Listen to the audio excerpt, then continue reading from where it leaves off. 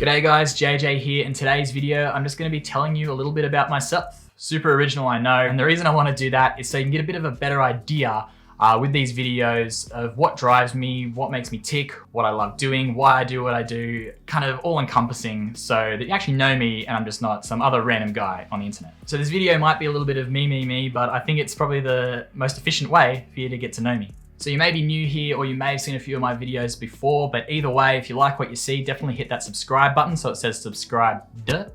And also check me out on Instagram, which is JJ_Emerson_wildlife. Alright, so in a nutshell, I am a 26-year-old nature lover, adventurer, traveler, photographer, videographer, bit of a wildlife nerd. So those are my passions, and essentially what will define me and this channel. I'll break it down even further, I guess, into three things, which is wildlife and nature, photography and video, and travel. Now, all of these things have entered my life at different times. One thing that started super early when I was really young was my love for nature and for wildlife. So nearly everywhere I go, getting out there and being a part of nature is the aim of the game. In my travels, even just going for bushwalks down to the beach, I'm always out looking at the birds, looking at little insects crawling on the ground. It's just something I've always loved doing. And my mum tells stories of even when I was like 4 years old, going to the zoo with the family and just chewing the ears off anyone that would want to listen.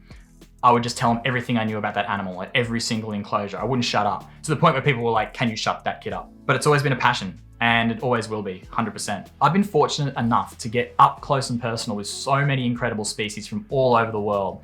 From right here at home, like kangaroos, koalas, Tasmanian devils, snakes, pythons, parrots, elephants, rhinos, giraffe, orangutans, gibbons, Komodo dragons, seals, dolphins, whales, even polar bears. But mate, I'm not stopping there. I want to see as much as I possibly can.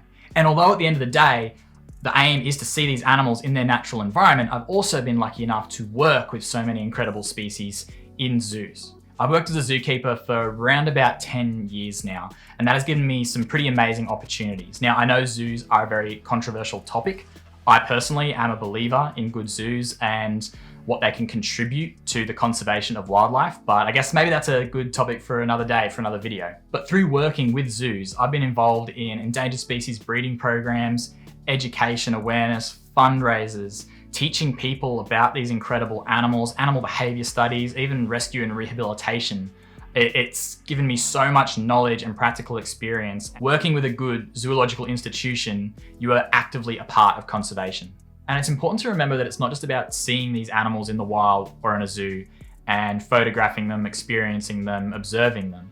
If you can, and there is a method or a way that you can promote their conservation and contribute to them surviving for, many years to come, then that's super important. And you always have to jump at that opportunity. And that's something that I've always tried to do. Try to observe wildlife in the most sustainable way possible with tour guides and groups and organizations that do their best to support the conservation of that species in question. Now, the next thing that defines me is photography and video. Now, I probably started maybe 7 or 8 years ago. I actually started doing video first, and then a few years after that, I picked up a still camera and started doing photography. Now, I'm not the world's best videographer or photographer by any means, but it's something that I enjoy doing and provides a fantastic medium to share what I love and the natural world with other people. So it's all interweaved. And I guess 90% of what I shoot is wildlife, but I have been I have been delving into other styles, a bit of landscapes and stuff like that. But what I enjoy most is getting out there and shooting wildlife. Photography is the ultimate creative release. As soon as you click that shutter, that picture will never be replicated exactly the same ever again. It's unique. And that's pretty awesome, even if it's a dodgy shot or a fantastic award-winning shot, it's creative in its own sense, I suppose. And it just gives you that ultimate freedom. You shoot what you want, you're gonna learn from every single picture you take, and it's just something that can be really personal to you. And then if you want to, you can share these images with other people. And just like video, just like anything, once you share it, people will get emotional about it, people will feel something, and you can spread a wildlife message through a single photograph, which is pretty awesome. Now, travel is probably the most recent passion of mine. When we were kids, we didn't travel too much, a little bit within Australia. We went to some of the Pacific Islands, Fiji and Vanuatu and stuff like that. But my first independent trip overseas was 2011. And then from about 2014 onwards, I've done an international trip nearly every year, I think. So I've also done a lot of traveling within Australia. There's so much to see within your home country. Definitely don't disregard that. To date, I visited 16 countries, which may not seem like too many. You know, I'm not one of those guys that's Kentucky'd across Europe or anything like that, where you can tick off a different country every single day. Again, I'm not dissing that. If that's your travel style, go for it. But I tend to drop into a country and stay there for a more extended period of time. One, because to view wildlife, you can't drop in one day, leave the next, and expect to see everything that you want to see, but also to try and learn more about that country more in depth, you know. So last year I spent nearly 4 months in total in Malaysia. And I know if I go back, I'll appreciate that country in a completely different way, and I'll be able to enjoy it because I was able to take the time and spend the time to get to know it pretty well. I'll give you 3 guesses what my main driver is when I travel. It's wildlife.